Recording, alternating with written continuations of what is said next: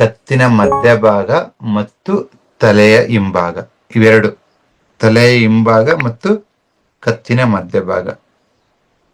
ಇಲ್ಲಿ ನಿಮ್ಗೆ ಯಾರಿಗಾದ್ರೂ ನೋವಿದೆ ಅಂದ್ರೆ, ಹೆವಿನೆಸ್, ಪೇನ್ ಇದ್ರೆ ಇಮ್ಮಿಡಿಯೇಟ್ ಆಗಿ ಕ್ಲಿಯರ್ ಆಗುತ್ತೆ. ಅದಕ್ಕೊಂದೇ ಕಲರ್ ಸಾಕು. ಬಲಗೈ, ತೋರು ಬೆರಳು, ಕಫ ಜಾಯಿಂಟ್, 3ನೇ ಜಾಯಿಂಟ್ಗೆ ಯೆಲ್ಲೋ ಕಲರ್. ಯೆಲ್ಲೋ, ಅದ್ರ ಮೇಲೆ ಸ್ಕೈ ಬ್ಲೂನು ಆಗ್ಬೋದು. Very simple. ಡೈಲಿ ಒಂದು 1 hour ಹಾಕಿದ್ರೆ ಸಾಕು. ಇದ್ರ ಜೊತೆಗೆ ಈ ಕೆಂಪು ಡಾಟ್ ಇದೆಲ್ಲ ಕಿಡ್ನಿ 3 ಅಂತೇಳಿ, that is the point. So ಇದನ್ನ 2 ಆಂಕಲ್ ಜಾಯಿಂಟ್ ಅಲ್ಲಿ ಬರುತ್ತೆ ಹಿಂದ್ಗಡೆ. ಅದನ್ನ ಒಂದು 20 to 30 ಟೈಮ್ಸ್ ವಾರಕ್ಕೊಂದು 2 ಸತಿ ಪ್ರೆಸ್ ಮಾಡಿ. ಸಡನ್ ಪೇನ್ಗೆ ವಾತ ಕೊಡ್ತೀವಿ. ಕಂಟಿನ್ಯೂಸ್ ಆಗಿ ಲಾಂಗ್ ಟರ್ಮ್ ಪ್ರಾಬ್ಲಮ್ ಇದ್ರೆ ಕಫ ಕೊಡ್ತೀವಿ, ಕಫ ಜಾಯಿಂಟಿಗೆ ಕೊಡ್ತೀವಿ. ನಿಮಗೆ ಡೈಜೆಷನ್ ರಿಲೇಟೆಡ್, ಪಿತ್ತ related, body heat related issues ಇದ್ರೆ ಮಧ್ಯದ ಜಾಯಿಂಟಿಗೆ ಕೊಡ್ತೀವಿ. Totally 3 joints. ಇದರಲ್ಲಿ ಇನ್ನೂ ಒಂದು ಇಂಪಾರ್ಟೆಂಟ್ ಇದೆ, ಇನ್ಸೆಕ್ಟ್ಸ್ ಕರೆಸ್ಪಾಂಡೆನ್ಸ್ ಅಂತ ಹೇಳಿ.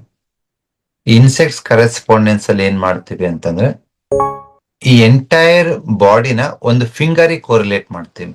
ಯಾವ್ದಾದ್ರು ಒಂದು ಫಿಂಗರ್, ಆ ತರನು ನೀವು ಟ್ರೀಟ್ ಮಾಡಬಹುದು. ಫಾರ್ ಎಕ್ಸಾಂಪಲ್, ಎಡಗೈ ತೋರು ಬೆರಳು, ಇದು ಎದೆ ಭಾಗ, ಇದು ತಲೆ ಭಾಗ, ಎದೆ ಭಾಗ, ಹೊಟ್ಟೆ ಭಾಗ, ಕಿವಿ, ಕೈಗಳು, ಕಾಲುಗಳು ಸೈಡ್ ಅಲ್ಲಿ. ಸೊ ಇನ್ಸೆಕ್ಟ್ಸ್ ಯಾವ ತರ ಇರುತ್ತೋ ಅದೇ ತರ ಆ ಬೆರಳನ್ನ ನಾವು ದೇಹಕ್ಕೆ ಕೊರಿಲೇಟ್ ಮಾಡ್ತೀವಿ. ಈ ತರನು ನಾವು ಸುಜೋಕೋ ಕರೆಸ್ಪಾಂಡೆನ್ಸ್ ಅಲ್ಲಿ ಟ್ರೀಟ್ಮೆಂಟ್ ಕೊಡ್ಬೋದು. ಒಂದು ಅಂಗೈಯೇ ತಗೋತೀವಿ, ಒಂದು ಉಗುರು ತಗೋತೀವಿ, ಬೆರಳು ತಗೋತೀವಿ. ಎರಡೂನು ಅದ್ಭುತವಾಗಿ ವರ್ಕ್ ಆಗ್ತವೆ. ನೀವು 2 ಕಡೆನೂ ಟ್ರೀಟ್ಮೆಂಟ್ ಕೊಡ್ಬೋದು. ಬೇರೆ ಬೇರೆ ಜಾಯಿಂಟ್ಸ್ ಗೆ ನಾನು ಹೇಳ್ಬೇಕಾದ್ರೆ ಅದನ್ನ ಕವರ್ ಮಾಡ್ತಾ ಬರ್ತೀನಿ. ಸೊ ಒಂದು ಕಾಯಿಲೆ ಅಂತಂದಾಗ ಒಂದು ಫಿಸಿಕಲ್ ಕಾರಣಗಳಿರ್ತವೆ, ಲೈಫ್ ಸ್ಟೈಲ್ ಕರೆಕ್ಷನ್ಸ್ ಇರುತ್ತೆ, ಮತ್ತೆ ಎಮೋಷನಲ್ ಪ್ರಾಬ್ಲಮ್ಸ್ ಇರುತ್ತೆ.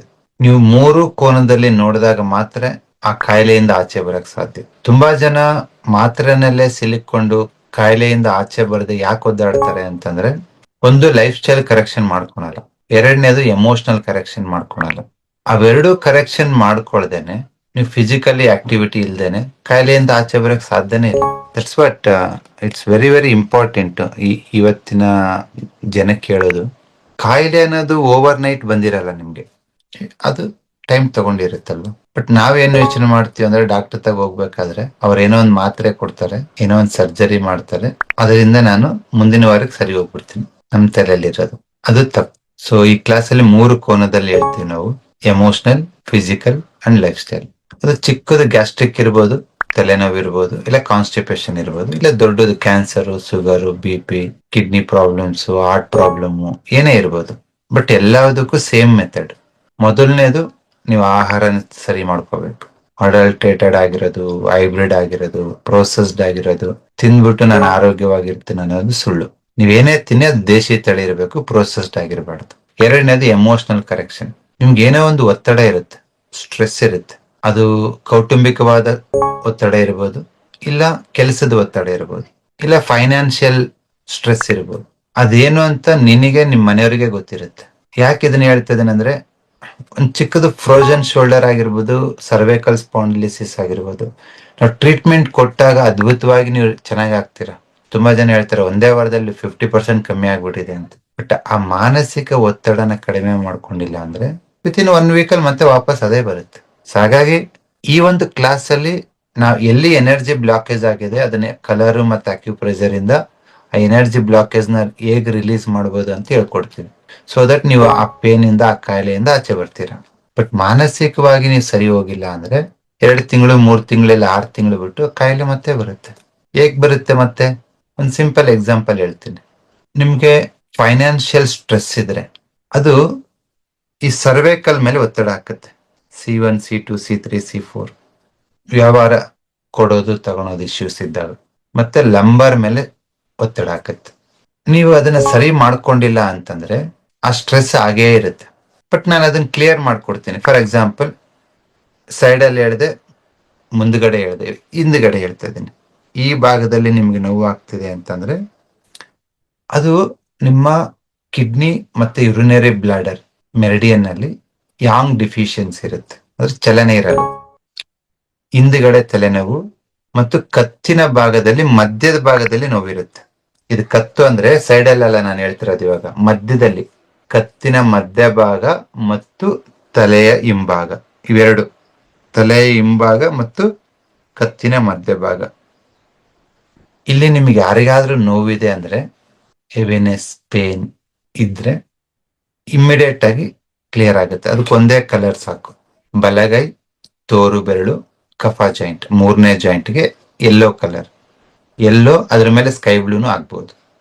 Very simple. ಡೈಲಿ ಒಂದು 1 hour ಹಾಕಿದ್ರೆ ಸಾಕು. ಇದ್ರ ಜೊತೆಗೆ ನಿಮ್ಮ ಕಾಲಲ್ಲಿ ಆಂಕಲ್ ಜಾಯಿಂಟ್ ಇದೆ ಅಲ್ವಾ, ಅಲ್ಲಿ K3 ಅಂತ ಒಂದು ಅಕ್ಯುಪ್ರೆಷರ್ ಪಾಯಿಂಟ್ ಇದೆ. ನಿಮ್ಗೆಲ್ರಿಗೂ ಗೊತ್ತಿರುತ್ತೆ. ಗೂಗಲ್ ಮಾಡಿ ನೋಡಿ, K3 ಅಕ್ಯುಪ್ರೆಷರ್ ಪಾಯಿಂಟ್. ಈ ಕೆಂಪು ಡಾಟ್ ಇದೆಲ್ಲ ಕಿಡ್ನಿ 3 ಅಂತೇಳಿ, that is the point. So ಇದನ್ನ 2 ಆಂಕಲ್ ಜಾಯಿಂಟ್ ಅಲ್ಲಿ ಬರುತ್ತೆ ಹಿಂದ್ಗಡೆ. ಅದನ್ನ ಒಂದು 20 to 30 ಟೈಮ್ಸ್ ವಾರಕ್ಕೊಂದು 2 ಸತಿ ಪ್ರೆಸ್ ಮಾಡಿ. ಪ್ರೆಸ್ ಮಾಡ್ಬಿಟ್ಟು ಬಲಗೈ, ತೋರು ಬೆರಳು, 3ನೇ ಜಾಯಿಂಟ್ಗೆ ಯೆಲ್ಲೋ ಸ್ಕೈ ಬ್ಲೂ ಹಾಕಿ. ಅಷ್ಟಾಗ್ಬಿಟ್ಟು ನೀವು ದಿನಕ್ಕೊಂದು 2 ಸತಿ ನೆನಪಾದಾಗ ಹೆಬ್ಬೆರಳಿನ ಹಿಂಭಾಗ ಮಸಾಜ್ ಮಾಡಿ. ಇದು ತಲೆ ಮುಂಭಾಗ, ಇದು ಹಿಂಭಾಗ ಅಲ್ವಾ. This is your cervical, C1 to C7. ನೀವು ಇದನ್ನ ಈ ತರ ಮಸಾಜ್ ಮಾಡಬೇಕು. ಸುಜೋಕೋ ಜಿಮ್ಮಿಯಿಂದಾದ್ರೂ ಮಾಡಿ, ಇಲ್ಲ ಪೆನ್ನಿಂದಾದ್ರೂ ಮಾಡಿ, ಇಲ್ಲ ಅಂದ್ರೆ ನಿಮ್ಮ ಹೆಬ್ಬೆರಳಿನ ಬೋನ್ ಇರುತ್ತಲ್ಲ, ಇದರಿಂದಾದ್ರೂ ಮಸಾಜ್ ಮಾಡಿ. ಹಿಂಗ್ ಮಾಡಬೇಡಿ. ಹಿಂಗ್ ಮಾಡಿದ್ರೆ ಪ್ರೆಷರ್ ಬರಲ್ಲ. ಹಿಂಗೆ ಈ ಬೋನ್ ಮಸಾಜ್ ಮಾಡಬೇಕು. ಜಸ್ಟ್ ಯಾವಾಗ ಹಿಂಗ್ ಕುತ್ಕೊಂಡಾಗ 2 ಕೈಯಲ್ಲಿ ಈ ತರ ಮಸಾಜ್ ಮಾಡ್ತಾ ಬನ್ನಿ. ಮಸಾಜ್ ಮಾಡಿ ಯೆಲ್ಲೋ ಸ್ಕೈ ಬ್ಲೂ ಹಾಕಿ K3 ಪ್ರೆಸ್ ಮಾಡಿ.